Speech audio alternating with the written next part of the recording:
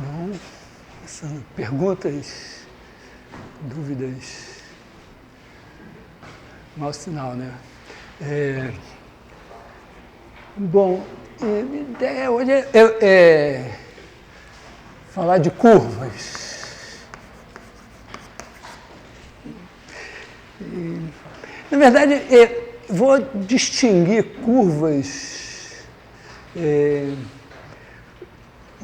A gente vai tratar as curvas de duas maneiras distintas, né? Tem as curvas que aparecem como lugar geométrico,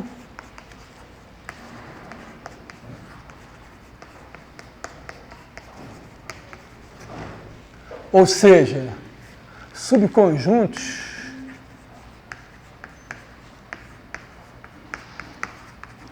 do plano, e os movimentos, ou seja, funções vamos dizer assim, da reta no plano. Claro que não precisa ser a reta toda. Para exemplificar assim, né? Claro que para mim, agora o plano é o R2. Quer dizer, plano igual a R2. O R2 é uma espécie de plano virtual, mas é por meio dele que a gente se comunica com o computador, por meio dele que a gente faz as contas. Então, bom, tem o R2, tem um sistema de coordenadas. Se o sistema de coordenadas tem uma base ortonormal, quer dizer, dois vetores E1, tem a origem O, dois vetores E1 e E2, unitários e ortogonais. Quer dizer, E1, tamanho, a norma de E1 igual a norma de E2, igual a 1, e E1 ortogonal a E2. Então, se a gente pegar um ponto O, não, O não, o ponto P0 aqui, e quiser o círculo de centro P0 e raio R, então o ponto P, o P0 tem coordenadas x0, y0, o P vai ter coordenadas xy, e o P vai ter que satisfazer, né, x menos x0 ao quadrado mais y menos y0 ao quadrado.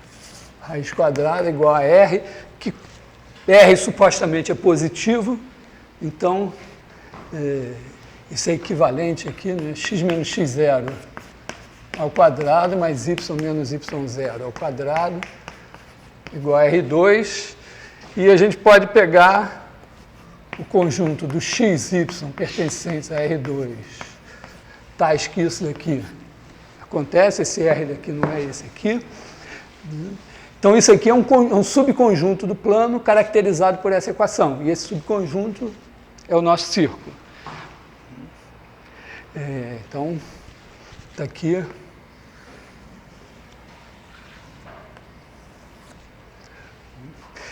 Mas também a gente podia pensar assim, eu posso pensar que tem uma partícula se movendo aqui no plano, né, e descrevendo essa trajetória. Então, podia pensar assim, né, podia olhar esse cara daqui e dizer que esse ponto P vai ter, olha só, a primeira coordenada do ponto P, se a gente usar esse ângulo θ como parâmetro, então para cada θ, né, o P, as coordenadas dele vão ser o quê? Aqui tem o x0, aqui é o x. X menos x0 vai ser R cosseno θ. Então, vai ser x0 mais R cosseno θ. Quer dizer, x0 é essa coisa aqui e o R cosseno θ isso aqui.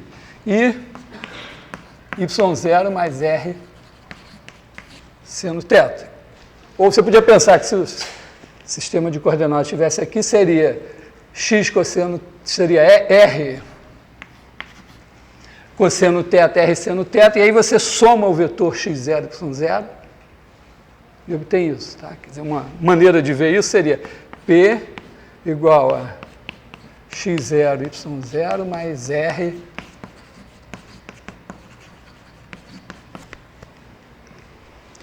e aí, bom, a gente pode descrever esse círculo fazendo θ variar de 0 a 2π, ou até em R. Quer dizer, o ponto está desde antes do Big Bang, para homenagear o Stephen Hawking, desde antes do Big Bang ele estava lá rodando e vai continuar, mesmo depois que o universo acabar, o que é mais uma prova de que a matemática não deve nada à física, não deve contas à física. Né? O universo podia não existir, mas esse cara estaria aqui ainda. Então aí a gente olha para a função C, vamos pensar esse ponto então como você tem uma trajetória aqui, está andando aqui, né? E aí você tem P igual a C de θ, e aí você tem a função C de R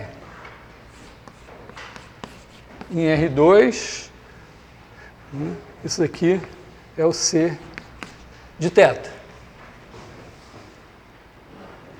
Tá legal? Duas maneiras diferentes de olhar para a curva. É claro que essa segunda maneira tem uma riqueza maior, porque ela não mostra só o conjunto, ela mostra uma maneira de percorrer o conjunto. E é claro que a gente podia percorrer de outras maneiras. Tem uma diferença assim, básica, que é a seguinte, olha, essa primeira caracterização aqui, caracterizando o círculo como um conjunto, ela nos dá um teste. Imagina que você está querendo desenhar o seu círculo lá na tela do computador. Então, o que você faz? Você pega essa equação, pega cada pixel, olha o endereço, as coordenadas do pixel, testa na equação, se satisfizer, você acende. Se não satisfizer, você não acende. Claro que se você fizer isso cegamente, não vai acender nenhum ponto, provavelmente, porque o número de pixels é finito e pode dar um azar do seu círculo passar entre eles e não corresponder a nenhum. Aí você dá quer dizer, vamos dizer, a diferença entre o que você obtém substituindo as coordenadas do pixel e R ao quadrado, se ela for menor que um certo tanto, você acende, por exemplo. É uma maneira de pensar, ou outras talvez melhores. Então, isso permite dizer, claro, decidir imediatamente se um ponto tal não está no círculo. Já a segunda, não. Né? A segunda, eu quero saber se um ponto está no círculo, eu tenho que achar um θ, o que pode ser mais chato. Em compensação, ela desenha o círculo direto, porque você vai dando valores a θ, e para cada valor de θ, esse negócio produz um ponto, então você vai desenhando sem ter que ficar testando. Essa segunda maneira, de certa forma, é mais efetiva para desenhar. E, bom, de outras formas de pensar, a primeira é mais geométrica, a segunda é mais cinemática. Então, é isso. Pensando em fazer uns exemplos sobre curvas. Estou apagando. Alguém quer perguntar alguma coisa?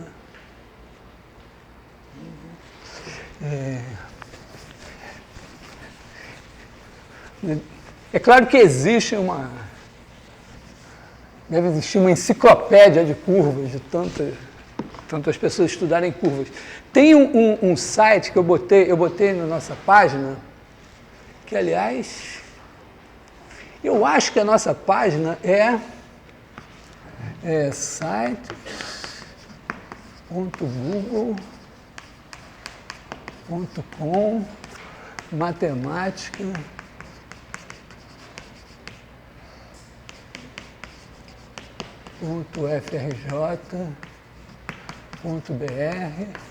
CVGA 2018. Eu acho que é isso. Já comecei a fazer o que está na aula de hoje. Tem um site francês chamado MathCurve. Lá no... Esse negócio, bom, você pode entrar com isso direto, procurar, mas daqui você tem um link. E é um cara que pegou e fez um catálogo de curvas com suas equações, tanto do ponto de vista de lugar geométrico, como de parametrização, com animações e tal. É um pouco velho, então assim, o visual é um pouco, talvez, démodé, mas é muito legal. Mas vamos fazer o exercício de fazer algumas curvas.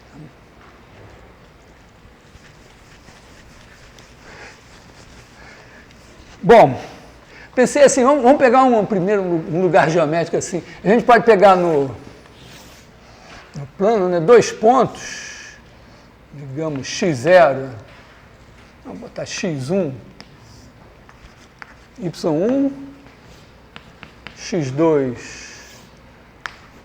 y2, e pegar, então esse aqui é o ponto A1, A2, aí a gente pega o ponto P,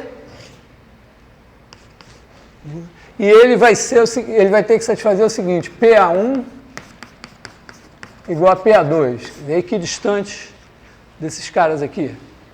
Então o nosso P é xy, então a gente vai ter que ter x menos x1 ao quadrado mais y menos y1 ao quadrado, raiz quadrada, igual a x menos x2 mais y menos y2 ao quadrado, raiz quadrada. Essa é a equação que, como vocês podem ver, como vocês bem aprenderam no colégio, essa é a equação de uma reta. Legal. Ou pelo menos, vamos dizer, sem sacanagem agora, né, a gente sabe que o lugar geométrico dos pontos que equidistam desses dois caras aqui é uma reta. Então isso aqui tem que ser uma reta. É claro que não é difícil. Bom, isso aqui, como os caras são bonitinhos, positivinhos e tudo, né, isso é equivalente a x menos x1 ao quadrado mais y menos y1 ao quadrado igual a x menos x2 ao quadrado mais y menos y2 ao quadrado. Ainda está do segundo grau, né? Mas é claro que vai ter um x2 aqui que vai cortar com esse x2 aqui, um y2 aqui que vai cortar com esse y2 aqui, então vai ficar uma equação do primeiro grau. Quer dizer, aqui a gente vai ter menos 2, vamos botar assim, 2 x2 menos x1, x, mais 2 y2 menos y1, y, mais x1 ao quadrado mais y1 ao quadrado mais menos x2 ao quadrado menos y2 ao quadrado igual a zero. Que agora já é uma equação do tipo ax mais by mais c igual a zero. Bom, pelo menos isso prova que toda reta é dada por uma equação desse tipo, já que toda reta é bissetriz, mediatriz de algum segmento. Você tem uma reta, você bota lá 2 pontinhos e tal, vai dar uma equação do primeiro grau.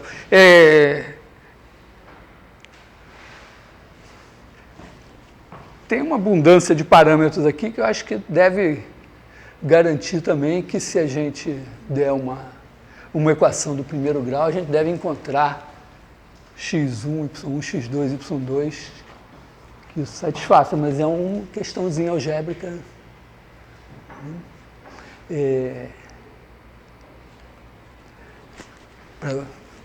Deixo para vocês. Não vou parar nisso aqui. Então, achar o lugar geométrico é isso, né? Você pega a propriedade que caracteriza o seu objeto, no caso aqui está mais com curvas, e escreve, e tipicamente isso dá uma equação. Vou só rapidamente dizer por que tipicamente uma equação, né? Porque uma equação é uma coisa assim, né? F de x, y igual a zero. Isso aqui é uma função. Considerando que esses caras aqui são todos conhecidos, é uma função em x e y, a gente igualou a zero, deu a nossa coisa. Pode até botar uma constante aqui. Por que em princípio, a gente espera que uma equação em x e y dê uma curva? Vou dar uma ideia tosca. Tem um videozinho fazendo isso um pouquinho melhor. Não vou desenhar toscamente aqui. Se você olhar a função em x e y, não, eu estou pegando uma equação envolvendo x e y, então é alguma coisa, um f de x e y igual a c. Aí eu olho para o f de x e y como uma função de x e y. Essa função associa cada par ordenado x e y um número. Então, o gráfico dela tem que ser uma coisa assim, ó, o xy está aqui no chão e o f de xy está em cima do xy. E aí você tem um gráfico que é uma superfície. Então, você tem isso, né? X, y, está aqui o nosso plano, aqui está o z, e aí a gente olha, faz z igual a f de xy e dá, sei lá, vamos dizer, tipicamente alguma coisa assim. Z igual a f de xy nos dá essa coisa aqui assim. Agora a gente diz que o f de xy tem que ser igual a c. Então você pega um c aqui, acho que eu não vou desenhar para não complicar, vou supor que vocês são estudantes de arquitetura. Uma vez eu dei aula na arquitetura, os caras não gostavam tanto de matemática, mas quando eu fazia, falava os negócios assim no espaço, eles enxergavam tudo. Então, suponho que vocês também. Né? Então aqui ó, você bota um plano, z igual a c, e ele vai cortar essa superfície em todos os pontos que tem, são pontos x, y, f de xy, mas com f de xy igual a c. Então esses pontos que você vai ter aqui embaixo são o nosso conjunto f de xy igual a c. Tipicamente, né, se a gente acredita que tipicamente isso aqui vai nos dar uma superfície, essa interseção vai nos dar uma curva, que é uma curva de nível. Então, em geral, é claro que, por exemplo, se a gente vier aqui para tangenciar aqui embaixo, vai dar um ponto só. Se descer mais, não vai dar nada. E às vezes pode ter umas coisas mais, umas singularidades, umas coisas mais esquisitas, que fazem, quer dizer, muitos matemáticos ganham a vida estudando essas singularidades. Então, isso assim.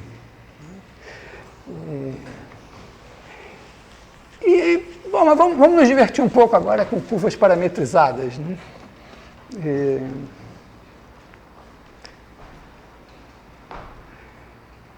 Eu queria falar da ciclóide. Conhece a ciclóide? A ciclóide é o seguinte, você tem aqui no plano, aí você tem uma rodinha aqui, aí tem um ponto marcado aqui, e essa rodinha sai rodando aqui sem deslizar. Então, em cada instante, você vai ter esse cara aqui, e o ponto vai estar em algum lugar aqui. E ele descreve alguma curva aqui no meio. Quer dizer, esse ponto vai se movendo aqui e descreve alguma curva.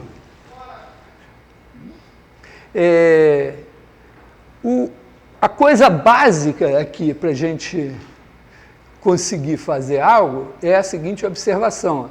Se está rodando sem deslizar, esse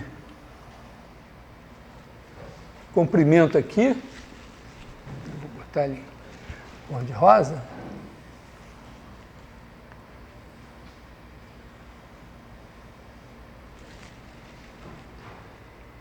E esses dois comprimentos são iguais. Tá? E aí, com isso, a gente deve conseguir a equação desse bicho. Porque, se você botar um sistema de coordenadas aqui, ó, vamos dizer que esse raio aqui é conhecido. Se eu boto R, vou botar um R minúsculo.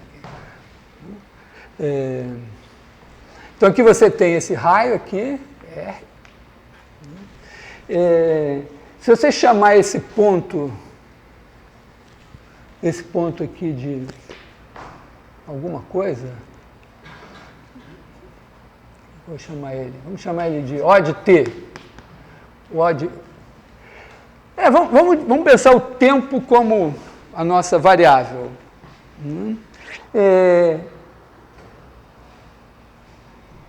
Mas, na verdade, o que a gente quer saber é esse ângulo θ aqui. Vamos, para simplificar a nossa vida, vamos pensar assim, que esse negócio está girando com uma velocidade angular ômega, de maneira que o θ é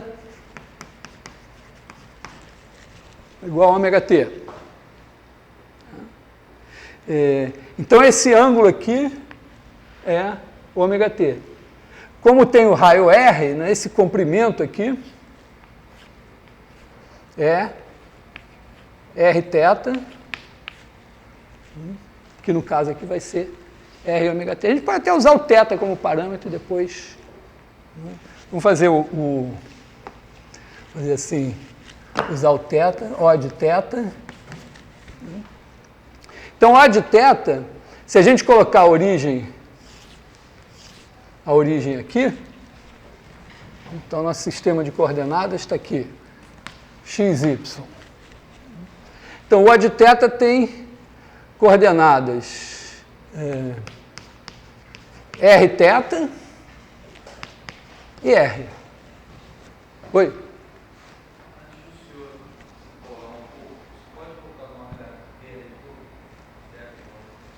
Nisso daqui, igual a isso? Ah, esse aqui? Na verdade, isso aqui eu não preciso. Se eu quiser usar o tempo como parâmetro, eu vou ter que saber como é que o θ é dado em função do tempo. Porque, na verdade, o parâmetro natural aqui é o θ. Então, acho que até eu vou fazer o seguinte, eu vou fazer tudo em função de θ e depois eu pergunto lá para o mecânico, para o cara, sei lá, o cara que está responsável pelo movimento aí, qual é a função que dá θ em função de t. Se for ômega t, substitui, mas o parâmetro natural é o θ. Tá? É até bom, eu sempre gosto de pensar o parâmetro como sendo o tempo, porque ele é muito natural, mas nem sempre é o caso. Né? Aqui, vamos botar assim, Rθ R.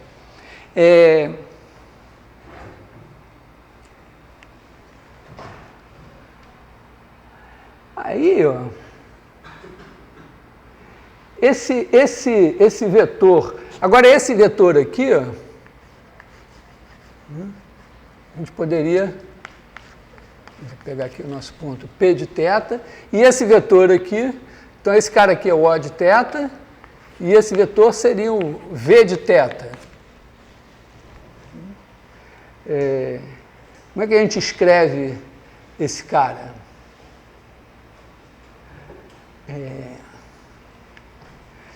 Eu olho assim como o natural, né, pensando em termos de θ, você teria, vamos dizer, o θ igual a zero é assim, né? Então, talvez eu pensasse em usar como base, né? Pensar assim, minha ideia assim, nesse momento é essa, né? Usar esse cara aqui como ε1 e esse cara como ε2, porque aí esse cara daqui, esse tamanho daqui é R, E esse daqui é sempre o θ, né? Então eu poderia dizer que o V, se esse cara daqui for o V de θ, o θ, vamos ver, deixa eu botar assim, o V seria R cosseno θ ε1 mais R seno θ ε2. Para mim está mais... Eu acho que se eu usar aqui o E1 e o E2, eu acho que eu me enrolo. Se eu usar esses caras, talvez eu me enrole menos. Isso aqui me parece mais natural. É só observar que o ε1 é igual a menos E2 e o ε2 é igual a menos E1. Então, quer dizer que isso daqui é R cosseno θ. Então, o ε1 vai ser 0 menos 1 mais R seno θ menos 1, 0.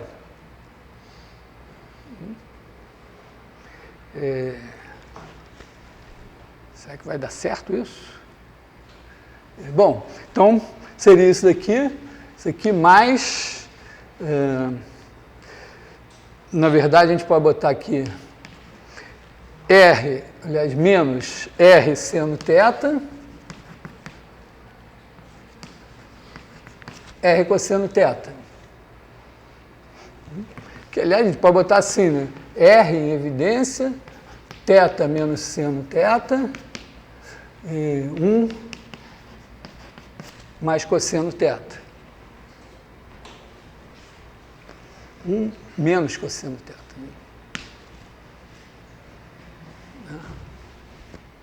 Então, isso aqui seria a nossa cicloide. Que agora a gente pode pegar e desenhar ela no computador, né? Faz o θ variar de 0 a 2π e ela vai aparecer diante dos nossos olhos. Ela tem uma cara mais ou menos assim.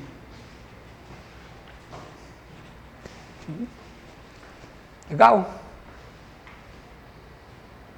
Antigamente, mas há muitos e muitos anos, quase no tempo que os bichos falavam, eu fiz o primeiro ano do ensino médio, a gente aprendia isso e tinha uma coisa chamada curva francesa, não sei se vocês conheceram. A gente marcava em desenho geométrico, ponto a ponto, e depois fazia assim. E, aliás, isso é uma coisa bastante interessante, é o seguinte, a geometria analítica, a gente pode até datar o surgimento da geometria analítica da publicação do livro de Descartes, La Géométrie,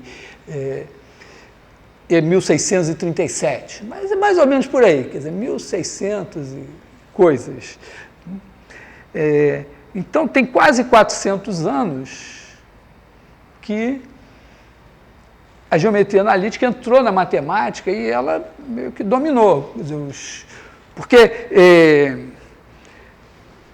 quer dizer, na primeira metade do século XVII surge a geometria analítica, na segunda se estabelece o cálculo diferencial e integral. Então, você começa a ter ferramentas algébrico-analíticas muito poderosas para fazer geometria e estudar objetos geométricos que não eram acessíveis só com, vamos dizer, com régua e compasso e os instrumentos teóricos da geometria clássica, sintética. Então, isso dominou. A matemática e a geometria passou a ser feita assim com coordenadas. Mas, eu diria que até uns 30 anos, talvez atrás, o desenho de arquitetura, o desenho industrial, eram baseados na geometria sintética, eram feitos com régua, compasso e tal, bonitinho, ponto a ponto. Então, foi só quando o computador passou a desenhar que a geometria analítica entrou no desenho.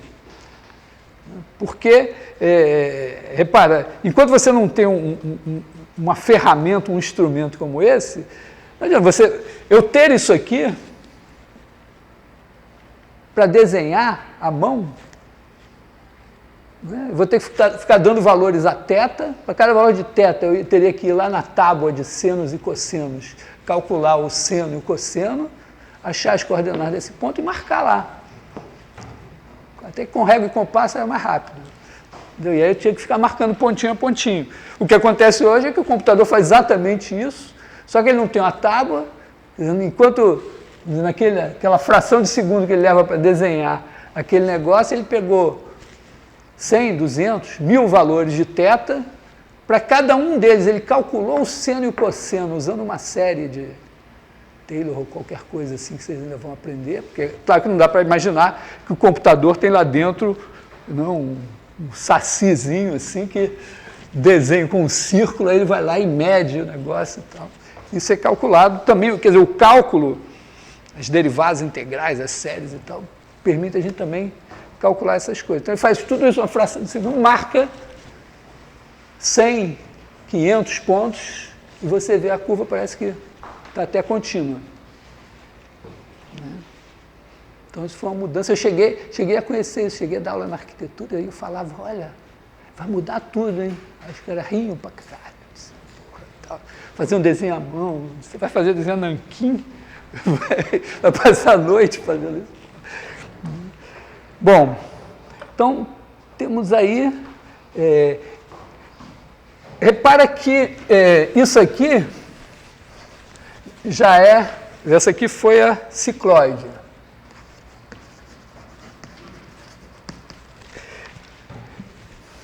Isso já é um exemplo de situação em que eu fiz, né? Eu peguei um sistema de coordenadas e eu quero descrever um movimento por suas coordenadas nesse sistema aqui. E eu observei que esse movimento podia ser visto de uma outra maneira. Quer dizer, você tem um sistema de coordenadas que está se movendo e um ponto que se move nesse sistema de coordenadas. Então você decompõe, quer dizer, a ideia foi isso, né? Você tem aqui o O, aí você tem aqui um O de T, e aqui você tem um V de T, e esse é o nosso P de T. E aqui você tem um ε1 de T e um ε2 de T, que no nosso caso eram fixos, né? O ε1 e o ε2 não mudavam com θ, mas é isso. Então, a ideia é que se você puder descrever a posição do P por esse vetor V nesse sistema de coordenadas aqui, então você pode pensar assim, né, que V de T é igual a x1 de T, ε1 de T, mais x2 de T, ε2 de T, e que o P de T é igual a O de T mais V de T. Essa é a ideia. Agora, se a gente souber que O de T é igual a x0 de T,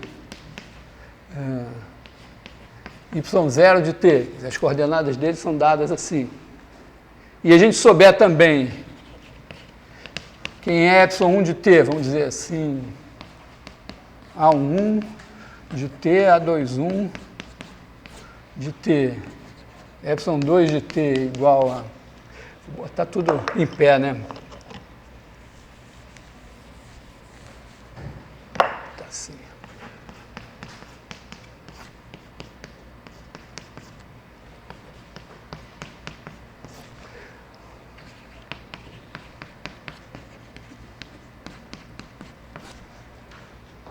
Se a gente souber isso, não precisa nem escrever, quer dizer, P de T igual a x de T, y de T. Nem precisa, porque você tem P de T igual a isso, você substitui Esse O aqui, vou botar as coordenadas em pé também aqui.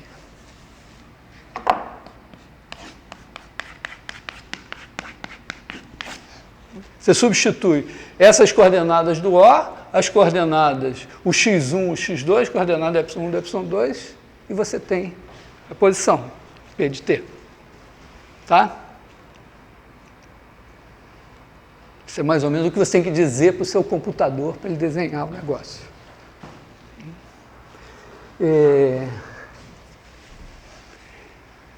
Pensando em fazer uma variante da cicloide, a hipocicloide, assim, que seria o seguinte, em vez vamos dizer, do monociclo andar numa reta, ele anda dentro de um círculo.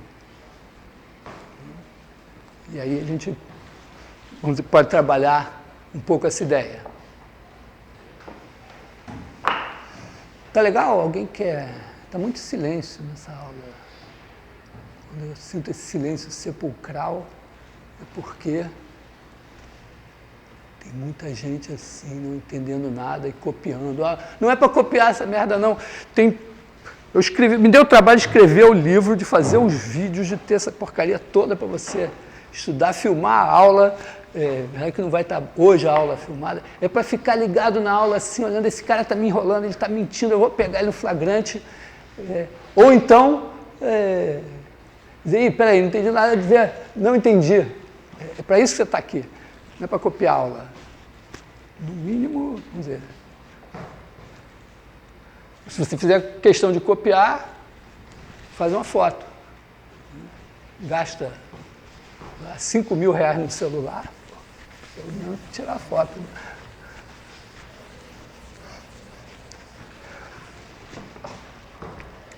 Mas então, a ideia da hipocicloide seria a seguinte, ó, você tem aqui um circulão, vamos botar acho que eu vou botar o sistema de coordenadas já assim, tem um circulão aqui, de raio Rzão. E aí, você tem um circulinho aqui,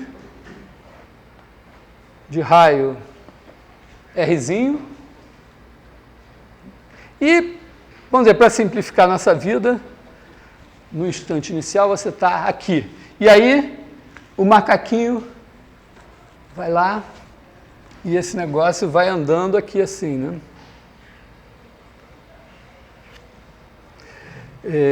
E aí, você tem esse cara daqui é igual a esse daqui. Então, esse é o nosso ponto P, e a gente quer algum parâmetro aí para descrever o P.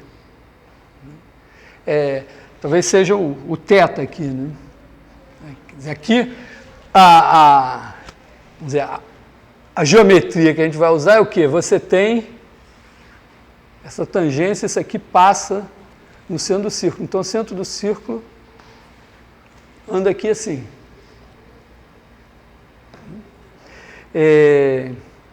Digamos que θ é esse ângulo correspondente aqui.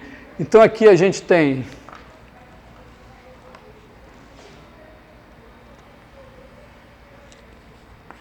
Rθ e aqui também tem Rθ. Legal. Tá tranquilo? Estou falando grego? Tá bom. Oi? Não? Eu estou pensando assim, ele está rodando, então ele rodou de θ aqui. Como o raio dele é θ, ângulo é o seguinte, né? O que é ângulo? Esse ângulo aqui, no círculo, você tem aqui um raio R, e aqui você tem um ângulo, um arco, vamos dizer, arco A. O ângulo θ é igual a A sobre R. É uma novidade. Então, isso vamos dizer, não é uma trivialidade, mas vamos dizer, a definição de ângulo. Ela está ligada com o seguinte, ó, você colocou aqui duas retas, então tem um ângulo. Esse aqui é o ângulo. Tá legal? O ângulo é esse negócio, sei lá, esse espaço entre as duas semirretas, não sei direito para poder definir o ângulo aqui. O que a gente sabe? Bom, passa um círculo aqui, passa outro círculo aqui, é o mesmo ângulo. Então, só que aqui você tem um arco, aqui você tem outro arco, são diferentes, mas o ângulo é o mesmo. Como é que você mede o arco? Bom, você faz um monte de retinhas assim e aproxima esse cara daqui.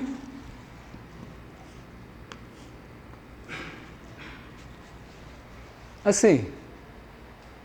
Tá legal? E aí, quando o número de pontinhos você vai pegar aqui tender infinito com a distância entre todos eles tendendo a zero, a ideia é que o comprimento dessa poligonalzinha, dessa linha quebrada aqui, vai tender para o comprimento do arco.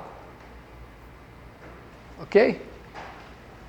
Agora, repara que cada aproximação que você fizer aqui, você tem uma aproximação correspondente aqui.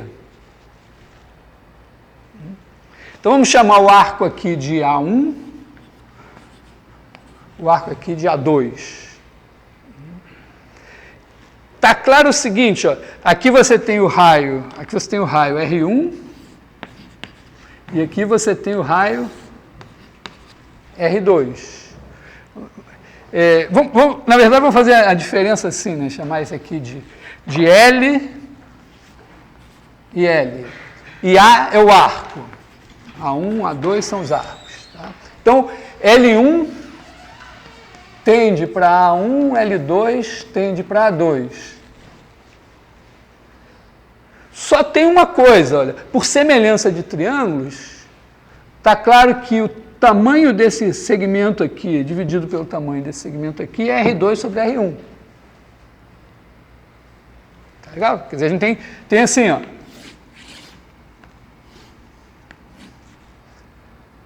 São dois triângulos isósceles. E aqui, esse lado aqui é R2, esse lado aqui é R1, então esse tamanho daqui está para R1, assim como esse está para R2. Então a razão entre esses dois é R2 sobre R1. Como para cada segmento aqui tem um segmento aqui, cada segmento aqui tem um segmento aqui, então se eu fizer a soma, a razão entre L2 e entre L1 e entre L2 e L1 é R2 sobre R1. Tá? Então, L2 sobre L1 é igual a R2 sobre R1. Mas como o de cima tende para A2 e o de baixo tende para A1,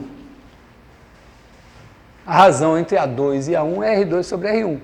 Então, quando você tem um ângulo assim, se você pegar qualquer círculo de centro na origem, a razão entre o comprimento do arco e o raio é sempre a mesma.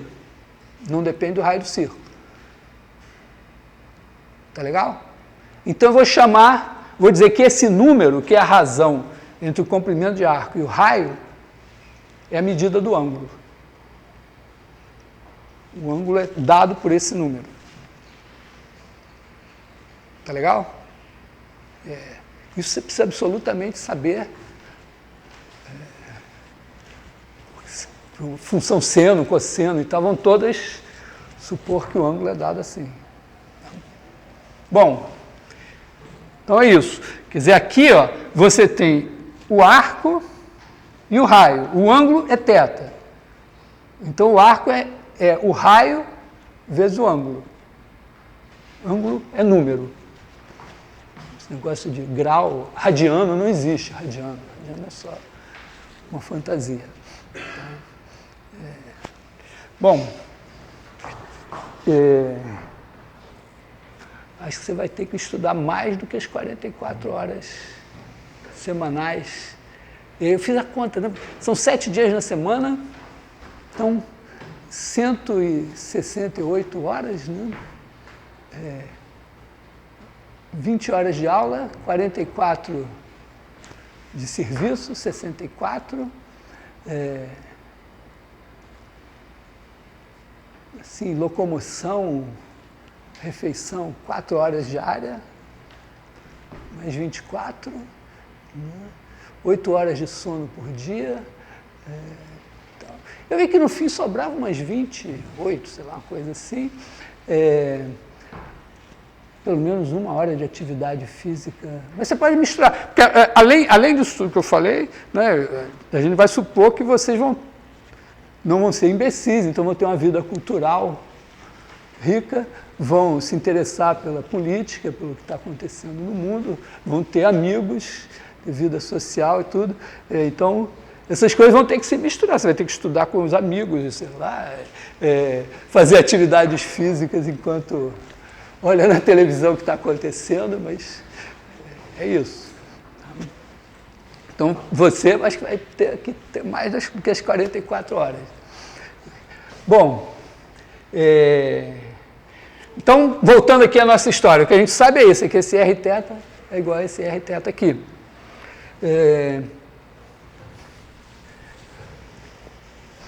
Bom, então aqui nós temos esse cara daqui, acho que a gente pode chamar de O de θ. Repara que o θ, quer dizer, eu estou pensando como θ é esse ângulo aqui. Agora a gente tem aqui um outro ângulo, talvez chamando de alfa. O alfa é esse ângulo aqui, ó. O alfa tem a seguinte propriedade: esse arco é Rθ e esse raio é Rzão. Então, alfa é igual a Rθ sobre Rzão.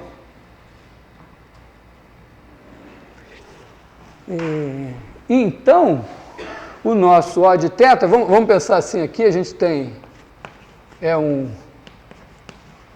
2, né? O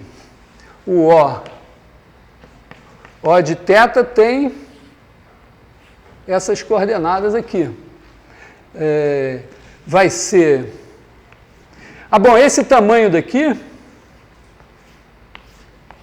é Rzão menos Rzinho, né? Então, O de θ tem Rzão menos Rzinho vezes seno θ, seno alfa, desculpa, na segunda, e menos cosseno alfa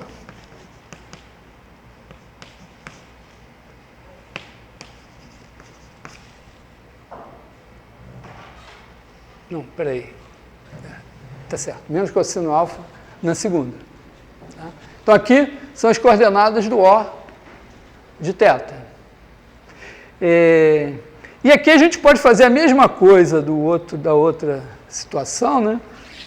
Em que a gente está aqui com o cara e a gente pega e chama esse cara daqui de ε1 de θ e esse daqui de ε2 de θ. Quer dizer, o ε1 é esse cara aqui e o ε2 esse aqui. De maneira que a gente vai ter esse V de θ vai ser igual a cosseno θ ε1 mais seno θ ε2. E aí o ε1, quem é ele? Ó? Ele é esse cara, esse unitário aqui. Então ele tem seno alfa menos cosseno alfa. Então ele é seno alfa menos cosseno alfa. E o ε2 é ele girado aqui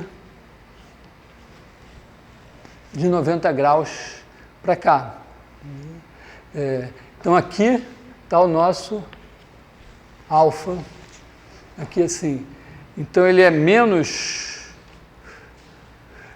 cosseno alfa menos seno alfa.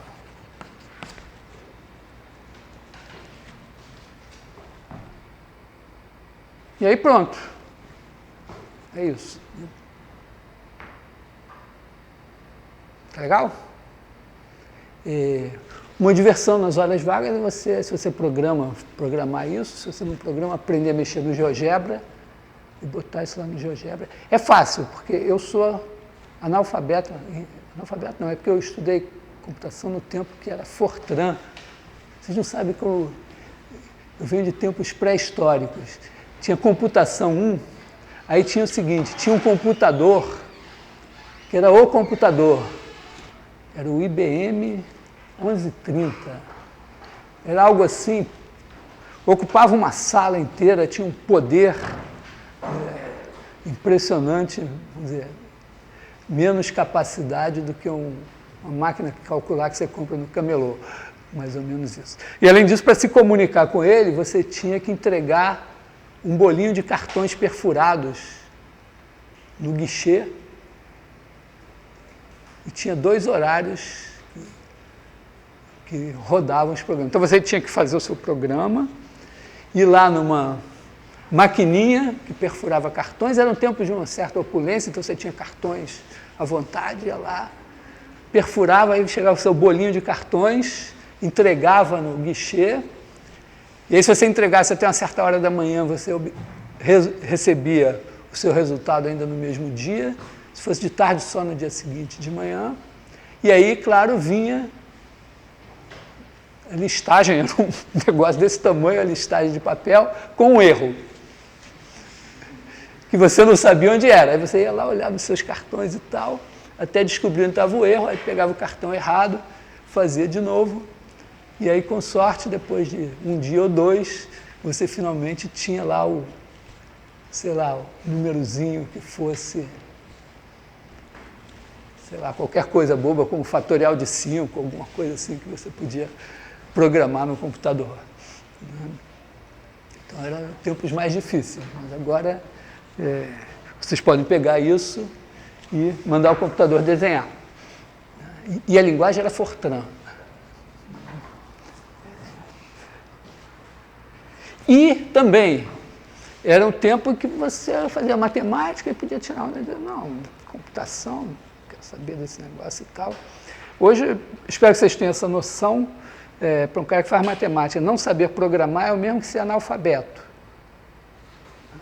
Então, não vou dizer que computação é mais importante que cálculo 1, mas vocês têm que se virar lá na máquina e se explicar. Não estou exagerando, é o mesmo que ser analfabeto. Bom, então, isso aqui. Tudo bem, vocês são capazes... Quando eu perguntar entendeu significa o seguinte, quando você diz entendi, significa eu sou capaz de ensinar isso para alguém. Entenderam? Não? Bom, agora me diz onde vocês não entenderam. Ou alguém me diz alguma coisa.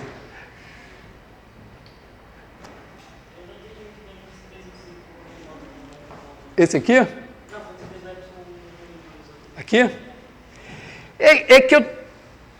Vamos dizer, vou apagar isso aqui, não vou fazer tudo de novo, mas... sei lá. Aqui esse centro. Então o cara estava aqui, e agora ele está aqui. É que me parece natural o seguinte, né? Se eu tenho esse ângulo que é medido daqui até aqui, me parece natural ter um sistema de coordenadas assim. Porque, não sei se, vamos botar assim, ó. Quando você faz o ângulo assim, né, aqui você tem E1, E2. Aí você pega esse vetor, né, e escreve cosseno θ é 1 mais seno θ é 2, se esse ângulo aqui é θ. Tá legal para todo mundo? Se por acaso ele tiver rodando assim, e esse ângulo aqui for θ, também parece razoável botar o quê? Botar aqui um ε1,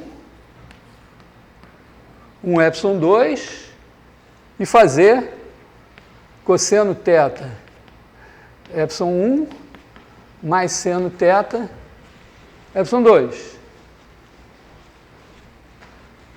Legal?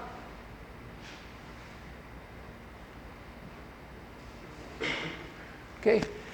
Aqui, ó, quando você está aqui assim, em vez de botar, vamos fazer o bicho assim, ó. Aí você está aqui assim, e aí o seu ângulo θ, você andou aqui, aqui você tem θ. Na verdade, aqui, vamos dizer, teria um R, né? R vezes isso, que seria o tamanho desse cara. Então, aqui mesma coisa, você tem o θ aqui, se você botar ε1 aqui e ε2 aqui, você vai ter R cosseno θ ε1 mais seno θ ε2 como sendo este cara. Tá legal? Então foi essa a minha escolha. E é uma boa escolha, né, porque esse cara daqui depende desse ângulo alfa. E o outro é perpendicular a ele também. Então eu consegui achar facilmente o ε1 e o ε2.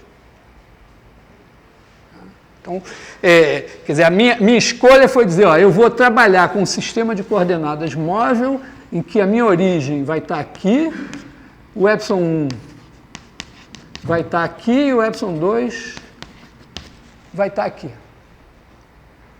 E aí, com isso, é fácil resolver o nosso problema. Entenderam? Assim, a explicação para o seu irmão mais novo, seu irmão mais novo que gosta de matemática, tal, ou um amigo do ano passado, ou um colega que queria ter passado para cá, mas não passou, ou qualquer coisa assim, ou, sei lá, você é um virginiano que não quer nem saber e vai lá falando das coisas para os outros e tal. Né? Então, pega um cara qualquer que não está entendendo nada, mas você fala para ele. A explicação acho que começa, tem que entender primeiro o que é um sistema de coordenadas, depois entender a história do vidro, né? Tem uma mesa de feltro com sistema de coordenadas marcado no feltro e um vidro com sistema de coordenadas marcado no vidro, e tem uma formiga se movendo no vidro e você descreve o movimento dela no sistema de coordenadas do vidro e o vidro está andando. Então, você precisa saber esse sistema de coordenadas aqui, como é que você descreve ele em relação ao seu sistema que está paradinho ali. E nesse caso, então, o nosso sistema de coordenadas que está andando é esse. Aí talvez tenha que fazer a pausa e explicar o que é ângulo, e tal, tudo mais,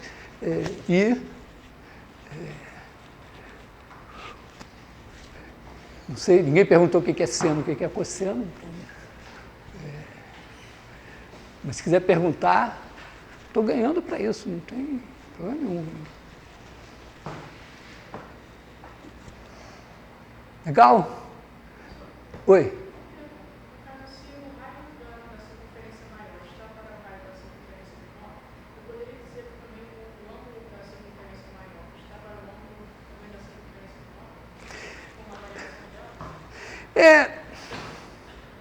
Na verdade, o que a gente viu foi o seguinte, né? Esse cara daqui, a gente fez esse cara daqui Rθ, e esse cara daqui alfa, a gente criou esse alfa, né?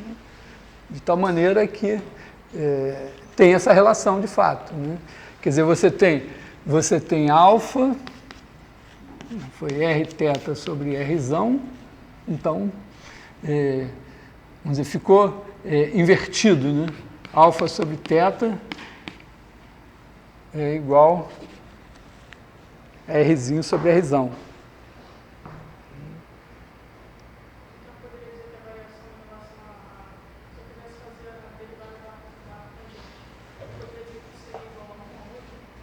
Derivada do que? Do arco tangente?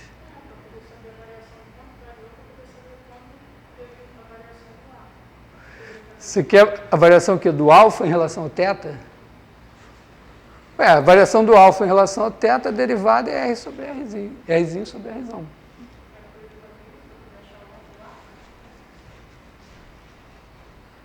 Pô, mas já está dado aqui, para que você precisa da derivada? Já tem a fórmula.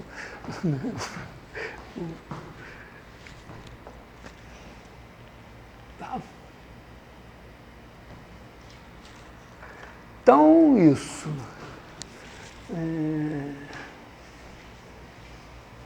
Então, aí a gente pode sair se divertindo. Você inventa curvas e sai parametrizando, botando no computador para ele desenhar.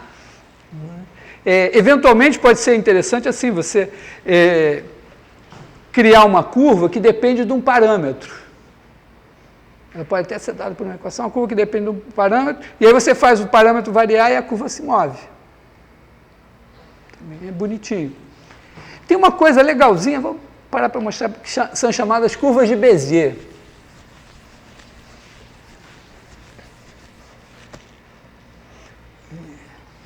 Falar de curvas de Bézier.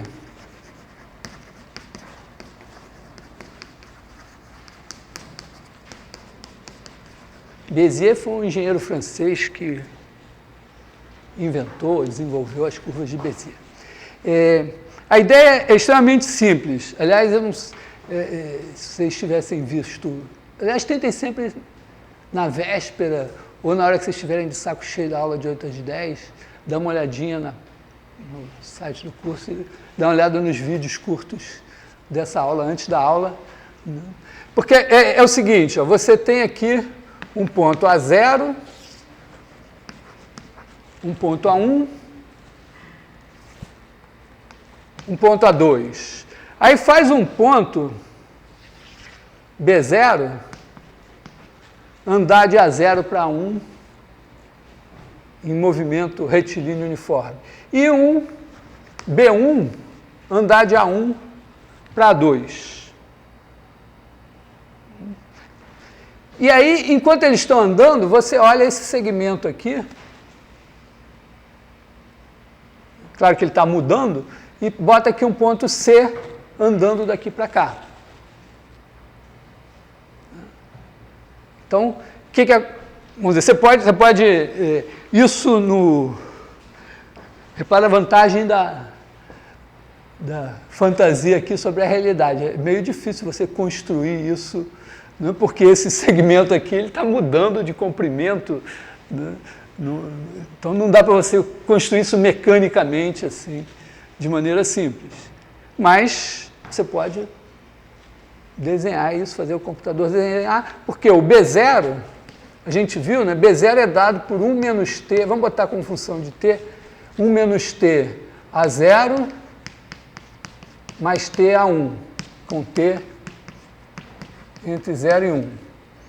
E o B1 é igual a 1 menos t a 1 mais t a 2 com t entre 0 e 1. Quando t é igual a 0, você está em A0, quando t é igual a 1, você está em A1, quando t é igual a 0, você está em A1, quando t é igual a 1, você está em A2. Aí, claro, você olhou, cara, eu devia ter estudado esse negócio da aula passada, né, do segmento de reta. Então, lembrando, né, você tem aqui do ponto P para o ponto Q. Para andar de P para Q, você faz aqui o vetor V igual a Q menos P. E aí você faz P mais TV com T entre 0 e 1. É isso que descreve esse movimento aqui. Como isso tudo é dado em coordenadas, e eu posso pensar ponto e vetor como sendo pares ordenados, a gente pode escrever isso aqui como P mais T, Q menos P. Porque aqui vão ser as coordenadas de P e aqui as coordenadas de V vão ser as de Q menos as de P. Então, posso escrever assim. E essa conta coordenada a coordenada vai dar 1 menos T, P, mais T, Q.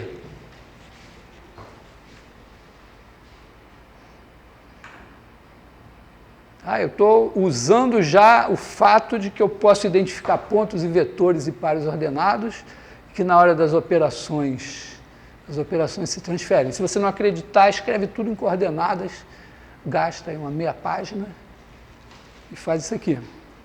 Então, isso aqui foi feito com P igual a 0, P igual a 1, e P igual a 1, P igual a 2. Então, você faz esse cara aqui.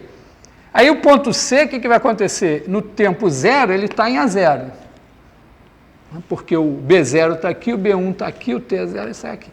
Quando você chega no tempo 1, o B0 veio parar aqui, o B1 veio parar aqui e o C com T igual a 1 vai estar aqui. Então essa curva vai fazer alguma coisa assim.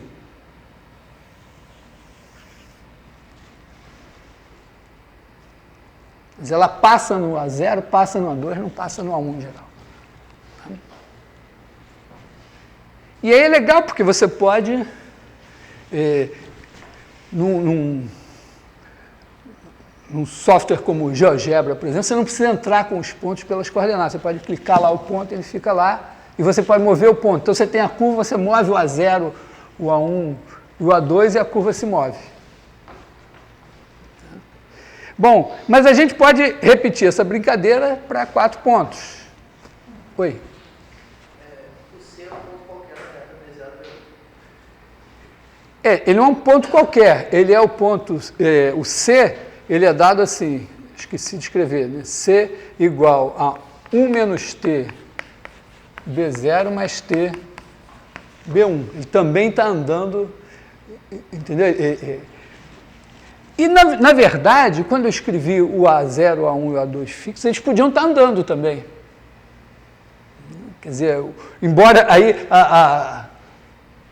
criar isso mecanicamente ficasse mais complicado ainda, do ponto de vista do desenho está tranquilo. Quer dizer, você poderia ter A0 se movendo, quer dizer, A0 podia ser uma função de T, dada qualquer. Então, esses 3 pontos podiam estar se movendo. E essa curva estaria sendo construída assim. Ou, bom, depois eu vou colocar outra questão, mas de qualquer maneira, ó, a gente fez isso com 3, dá para fazer com 4. Fazer com 4.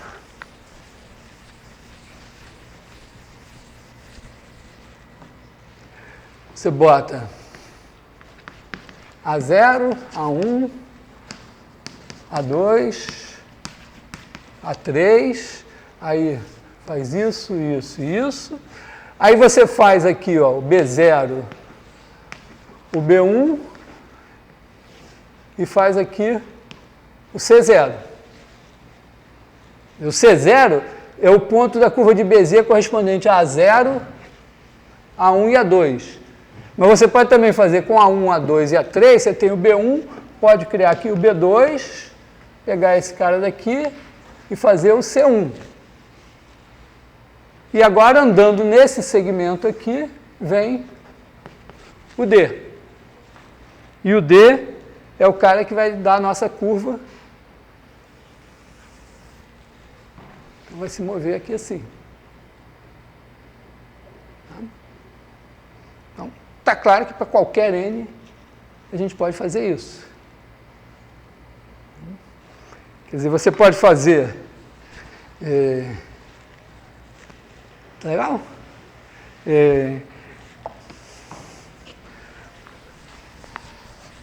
Pode pegar aqui A0, A1, etc, etc, etc, AN-1, AN.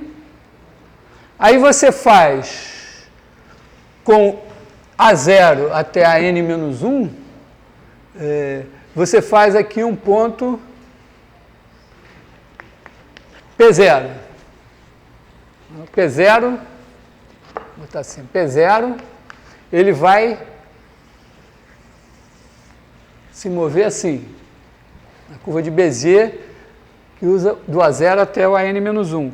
E do A1 até o AN, você tem também o P1, que vai estar...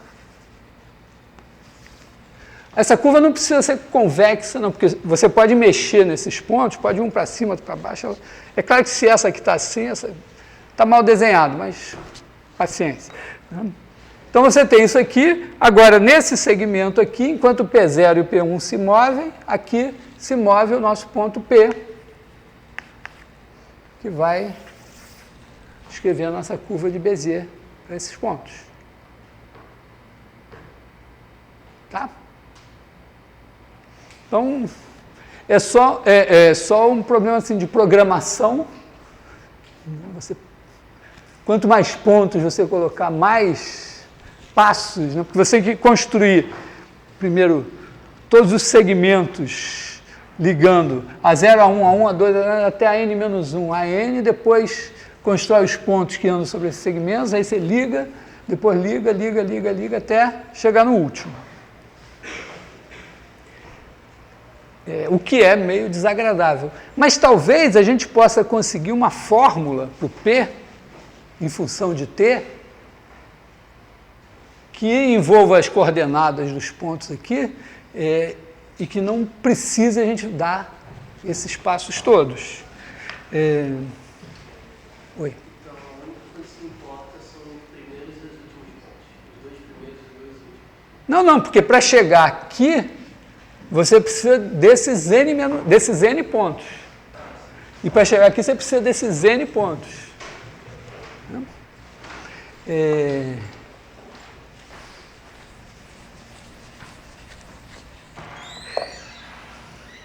Antes de mais nada, A mais B elevado a N, vocês conhecem? Já ouviram falar do binômio de Newton?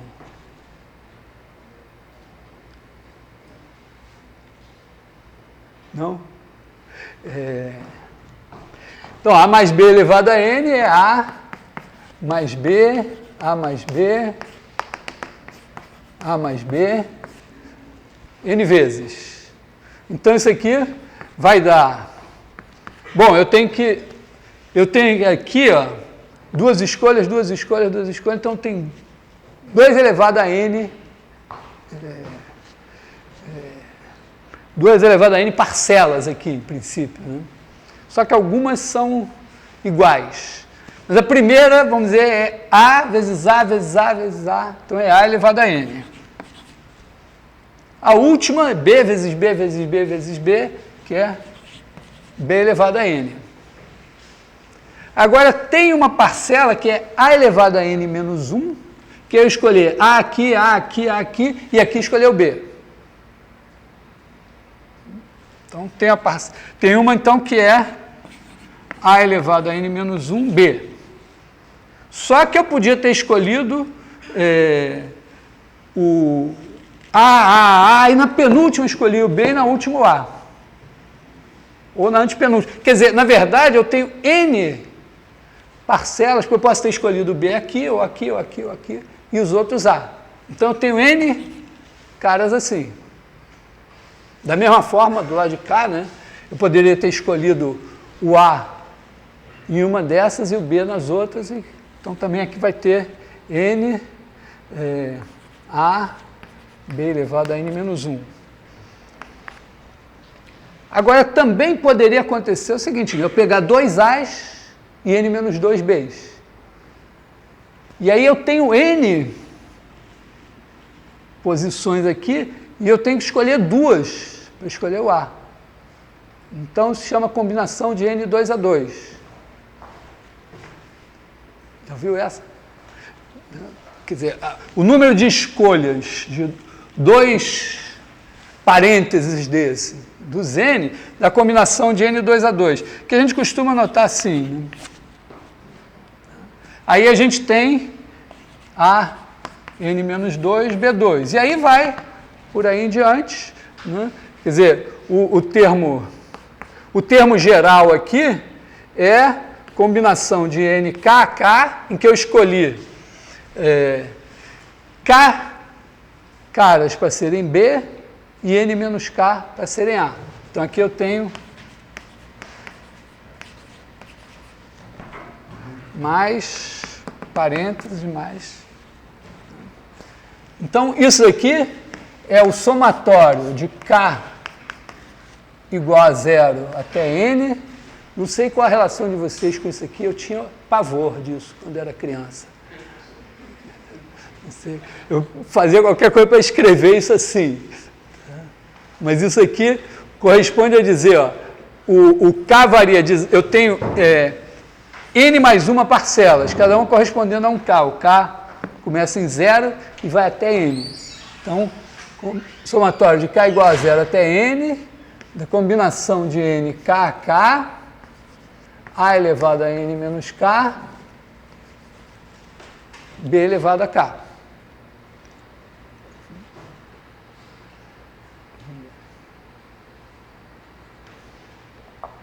Então, acho que eu vou guardar isso aqui. Bom, vou deixar ele aí.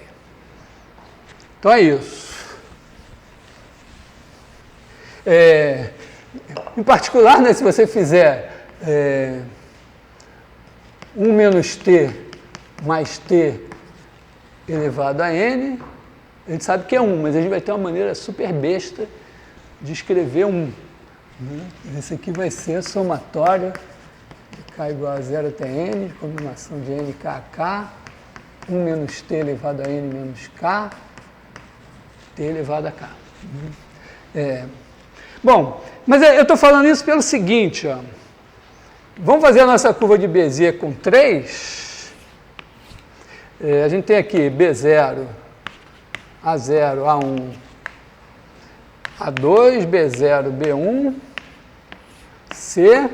E aí, ó, o B0 é igual a 1 menos T A0 mais T A1. O B1 é igual a 1 menos T A1 mais T A2. E o C é igual a 1 menos T B0 mais T B1. Aí você substitui o B0 aqui, o B1 aqui, e você vai ver que o C vai ser igual a 1 menos T ao quadrado a 0. Depois você vai ter 1 menos T vezes T a 1 aqui, e aqui você vai ter T vezes 1 menos T, então aqui você vai ter 1 menos T vezes T duas vezes, a 1, e vai ter 1 menos T, vai ter T ao quadrado a 2. Essa fórmula aqui nos permite marcar o ponto C de T sem fazer os segmentos. Vai dar direto. E lembra, né, o quadrado, né? O quadrado desse mais duas vezes esse, mais o quadrado desse. Lembra o A mais B ao quadrado. Se você fizer com 3, quais são? 11h35.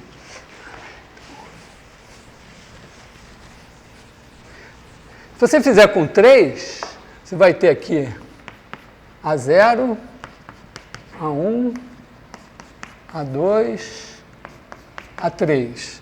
Aí o que você vai fazer? Ó? Você vai ter, desses três caras aqui, vem um cara aqui, e desses daqui, vem um cara aqui. Esse aqui é o C0, esse é o C1. O C0 tem essa fórmula, usando A0, A1 e A2. Então, C0 é igual a 1 menos T ao quadrado A0 mais duas vezes T1 menos T A1 mais T2 A2. E o C1 também tem essa fórmula, só que com A1, A2 e A3. Então, ele vai ser 1 menos T ao quadrado A1 mais 2T 1 menos T A2 mais T2 A3. E aqui o nosso D vai ser igual a 1 menos T C0 mais T C1. Então, você substitui aqui e você acha que o D é igual a 1 menos T ao cubo A1 mais 3 t, 1 menos t ao quadrado, aqui é A0, A1, mais 3t2, 1 menos t, A1, mais t3, A1 não, A2 aqui,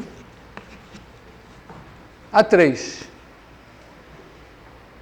Que essa fórmula daqui é a fórmula desse binômio de Newton, né, e que cada um dos termos que aparece ali multiplica o A correspondente. Aí você já diz, opa, se você é engenheiro ou físico, você já... Então essa é a fórmula. Como você é matemático, você vai dizer, eu acho que é essa a fórmula, eu vou tentar demonstrar.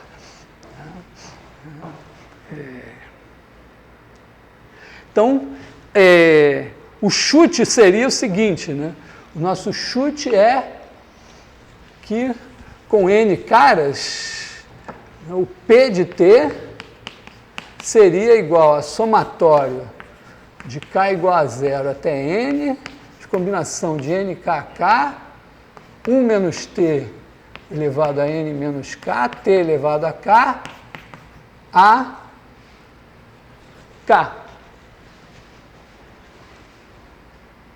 Simplesmente coloca esses caras aqui multiplicando o ponto vetor ou o par ordenado AK. Claro que isso, por hora, é um ponto de interrogação. Mas a gente pode tentar provar, porque a gente sabe, né,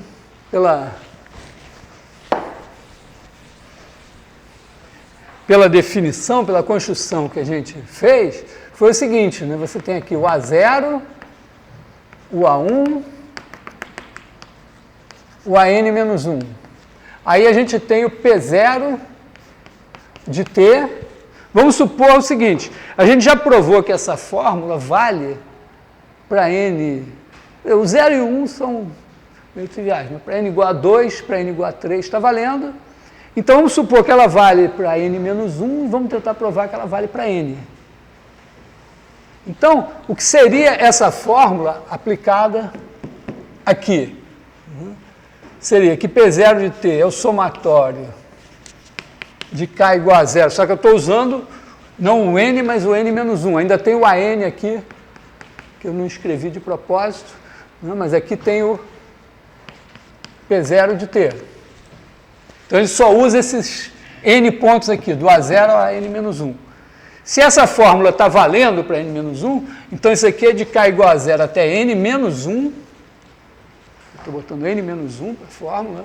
Combinação de n menos 1, K a K. 1 menos t elevado a n menos 1 menos K. T elevado a K. Vezes AK. E o P1 vai ser somatório. Ou eu boto K igual a 0, eu vou tentar preservar o mesmo AK nas duas aqui. Então, em vez de fazer de K igual a 0 a N menos 1, eu vou fazer de K igual a 1 até N. Claro que isso já é meio a matada no peito. Tá, isso aqui, vamos dizer, não estou dizendo que já estou meio que tirando o back da jogada. É uma coisa que eu vi o Pelé jogar. Uma vez tinha um jogo, acho que era um Santos e Flamengo, no Maracanã. Aí eu estava olhando, o Pelé nem fez uma grande exibição nem nada, mas eu olhava assim. Aí eu lançava a bola para o Pelé, não era nem matar no peito. Ele matava a bola e tinha um marcador em cima dele. E eu notava que no que ele matava, o marcador ia para um lado e a bola ia para o outro. Já de cara assim. O cara que eu vi que fazia isso parecido era o Romário. Então, vamos dizer, aqui já né, porque o natural seria botar de 0 até n menos 1 e tal. Então, já estou dando a matada, sem querer me comparar com o Pelé. Nem na matemática, nem nada, mas é uma, vamos dizer, a coisa que aqui na experiência, porque eu já fiz isso antes, fazer isso aqui. Então, você faz isso, aí faz a combinação. Mas aqui, então, você faz n menos 1 e onde se lê aqui k de igual a 1 até n, na verdade você quer o k menos 1. Para ele, o k menos 1 é que vai de 0 a n menos 1. Então, você bota aqui k menos 1, 1 menos t elevado a n menos k menos 1, t elevado a k menos 1, a k. Tá? Quer dizer, eu fiz o k variar de 1 até n, mas onde aparece k eu uso k menos 1 na fórmula. Então aparece k menos 1 aqui, 1 menos t, que seria elevado a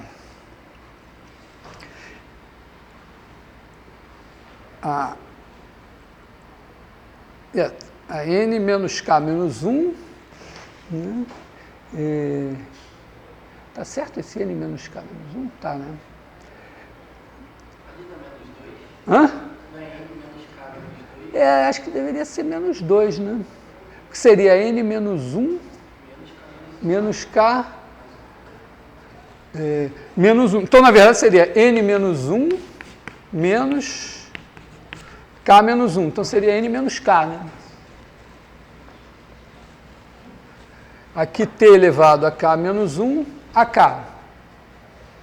E agora, a gente vai fazer o nosso p de t igual a 1 menos t, p0 de t, mais t, p1 de t. Então, ele vai ser... vai ser o quê? Você vai ter...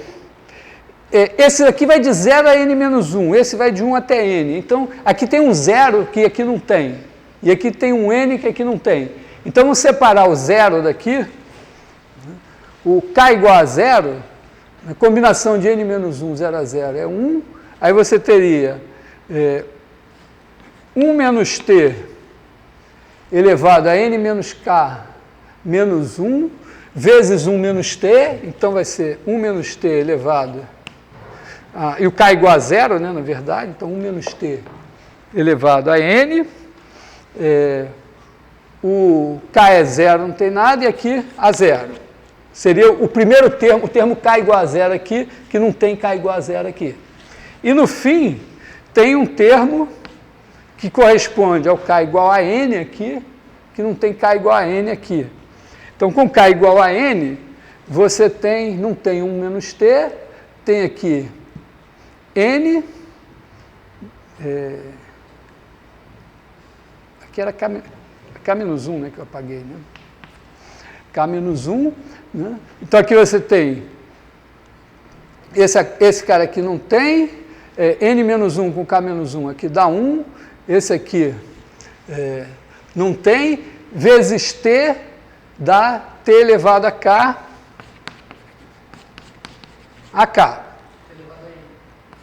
t elevado a n, desculpa.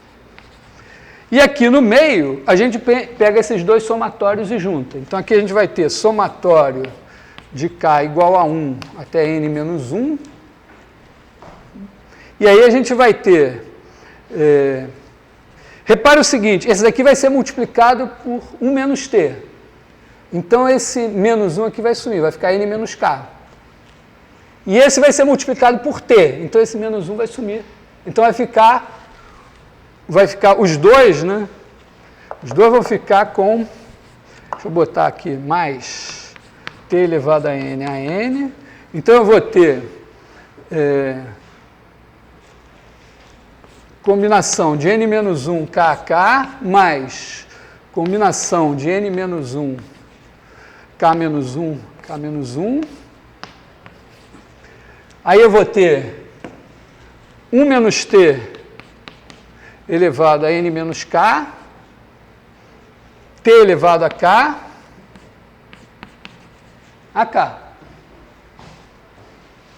Entendeu o que eu fiz? Eu peguei este cara aqui, multipliquei por 1 menos t só. Então, sumiu esse aqui, ficou n menos k, tk. E esse aqui multipliquei por t. Então, ficou n menos k, tk. Então, eu botei em evidência e ficou esse mais esse. E o AK também está em evidência. Aí eu me lembro... Bom, eu posso fazer isso trivialmente. Eu me lembro que tinha um negócio lá, um negócio de triângulo de Pascal. Ouviu falar de triângulo de Pascal? Tinha um negócio nas relações, mas tá bom, não sei essa porcaria, paciência. Não sei, mas vou pelo menos escrever o que é isso, né? Combinação de n-1 kk é n-1 fatorial sobre k fatorial, n-1 menos k fatorial. E o outro é n-1 fatorial sobre, aqui eu tenho k-1 fatorial e n-1 menos k mais 1, então n menos k fatorial.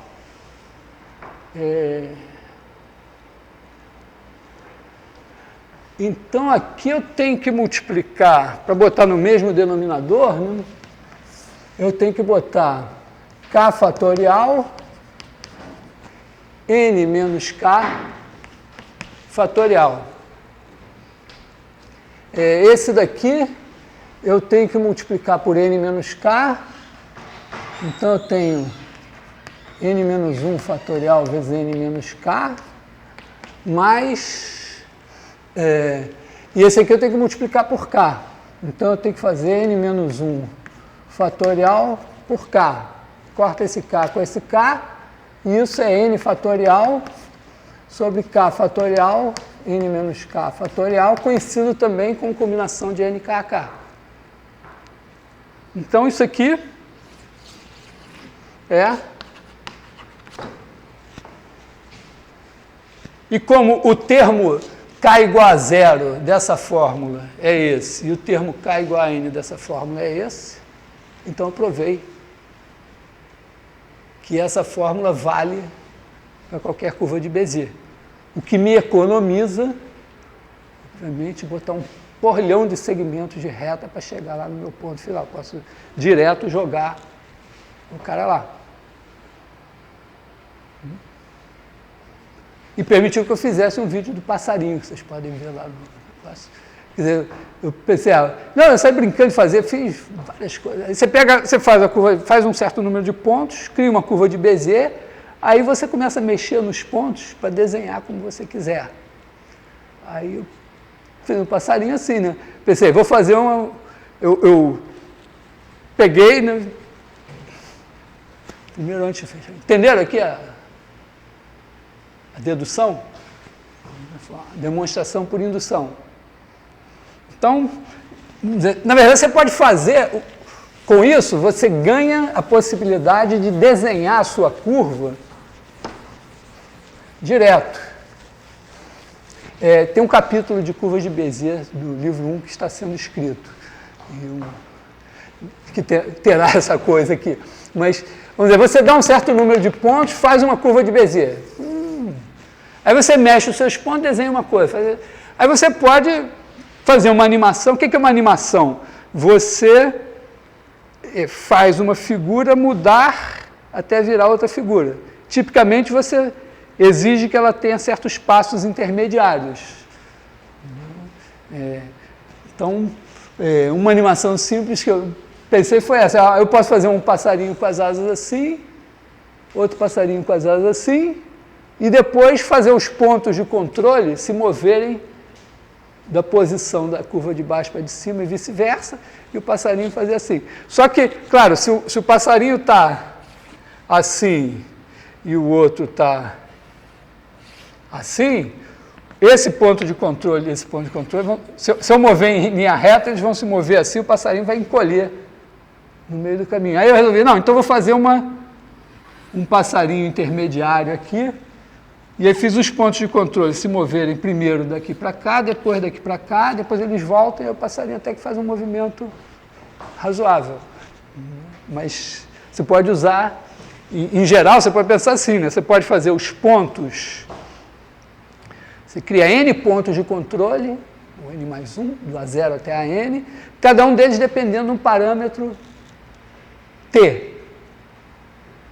E aí, para cada valor do parâmetro T, você cria a curva de Bézier dada por um outro parâmetro S. Né? Desenha ela.